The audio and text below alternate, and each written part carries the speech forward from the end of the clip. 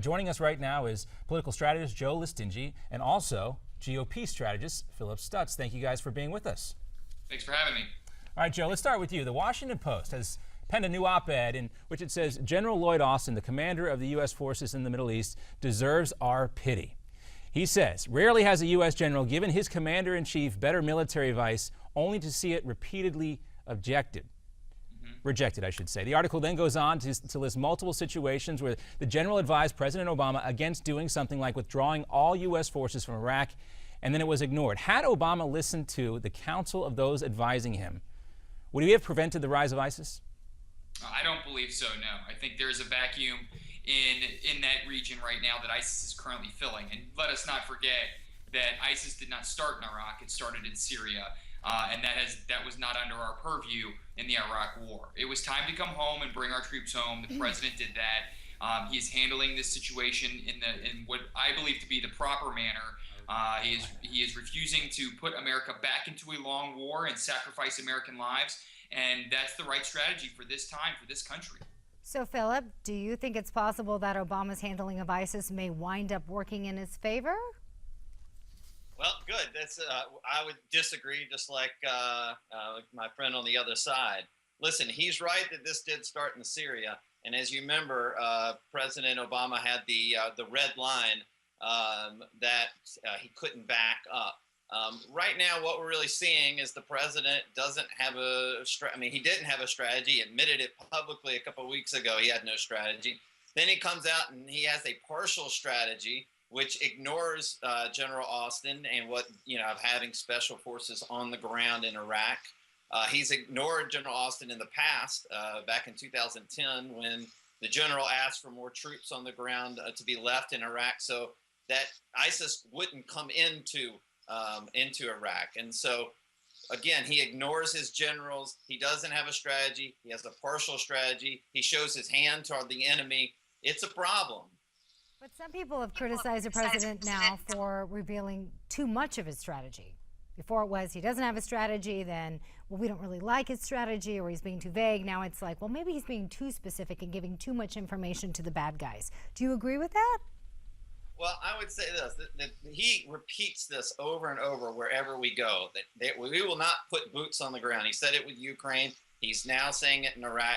I'm not advocating boots on the ground, and I don't think any Republican is advocating boots on the ground other than what the generals are asking for, which is a minimum amount of special forces troops on the ground to help and assist the Iraqis.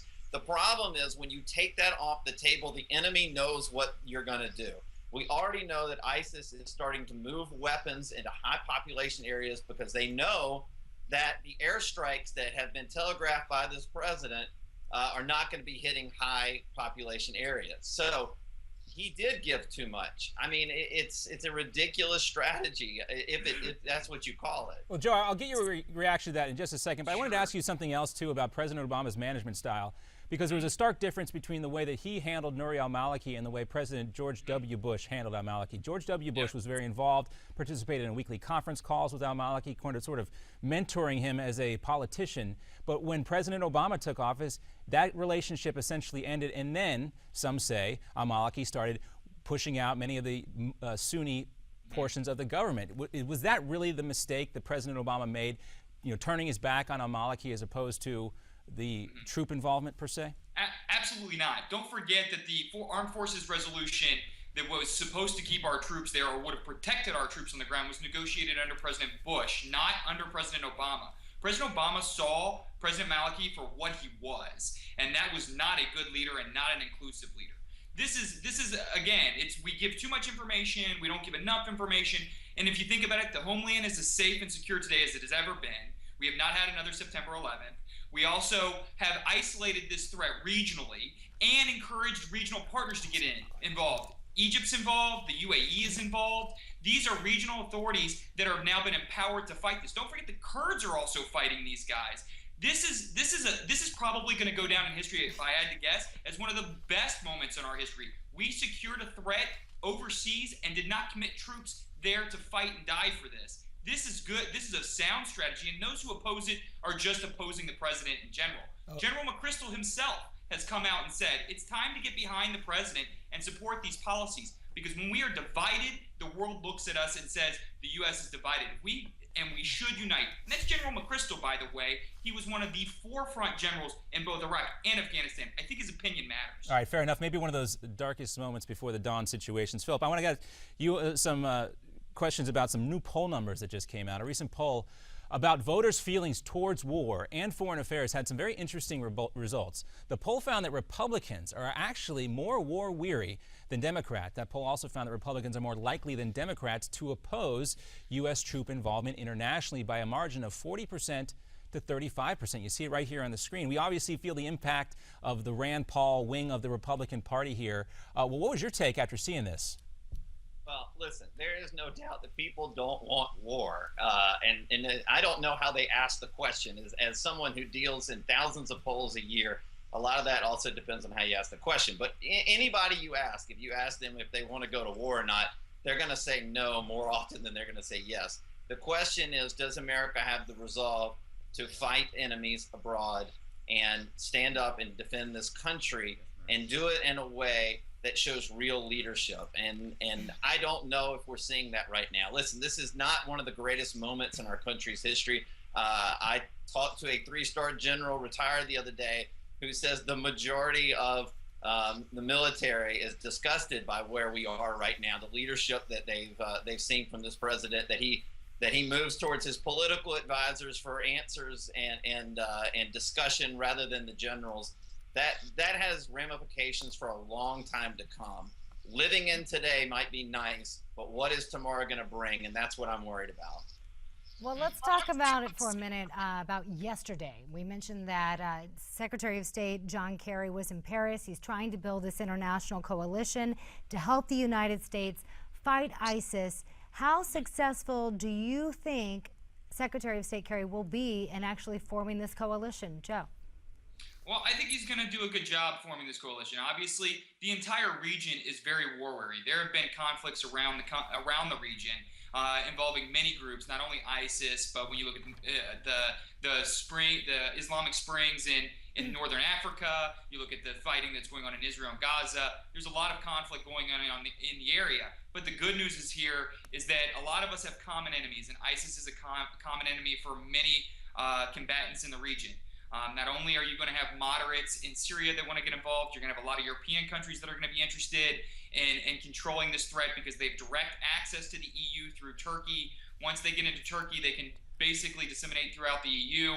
So that's going to be a benefit to bringing them on board. Turkey obviously doesn't want this to spread into their regions because they have a vested interest in this, so they're going to get involved. And then obviously you have the Iraqis and the Iranians that do not want to see ISIS spread throughout the region. They are conflicts on each side of this. So I think this coalition is going to come together, and I think that Kerry's going to prove this to be successful. Phillip, NBC's Richard Engel has been very outspoken in his criticism of the United States ISIS strategy. I want you for a moment to listen to what he had to say. But I think they're living in a delusion. They're living in a delusion because they are saying Assad must go. We can't talk to Assad because Assad is a bad regime, and it is a terrible regime. It's killed 200,000 people. But if the airstrikes happen, Assad is going to benefit. It is Assad's forces and Iran forces who are going to move in and take that territory. So we can say, oh, Assad is so awful that we can't even have him at a same conference. He can't even sit at the same table. But we can carry out airstrikes for him and allow him to reconquer his country? Phillip, Joe, we only have less than a minute remaining. Quick reaction from both of you. Let's start with you, Phillip. Yeah, listen, he's got a great point, but ultimately Republicans are going to support what the president is putting out there. The Republicans understand this moment that we need a united front, which is why I also think Kerry will be successful as well.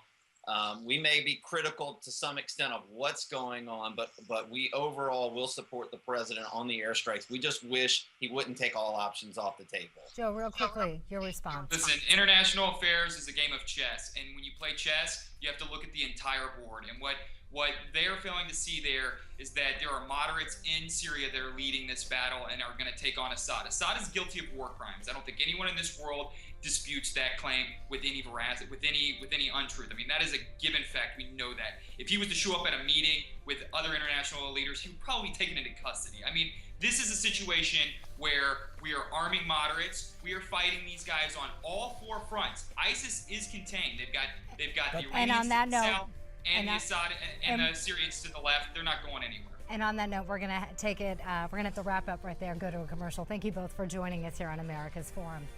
And we'll be right back after this.